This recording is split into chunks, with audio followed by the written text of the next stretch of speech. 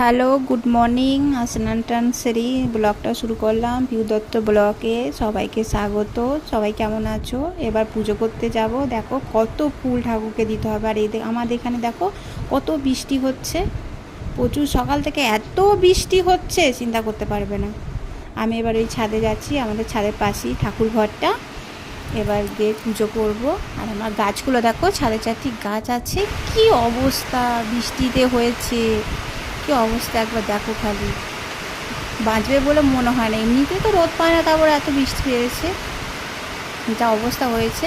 এবার আমি ঠাকুর ঘর এলাম। দেখো আমার এটা ঠাকুর ঘর, কেমন লাগছে সবাই বলবে। এবার ঠাকুর পুজো করব। আর এটা আমার গুরুদেব, একে ছাড়া আমি একদম চলতে পারি না।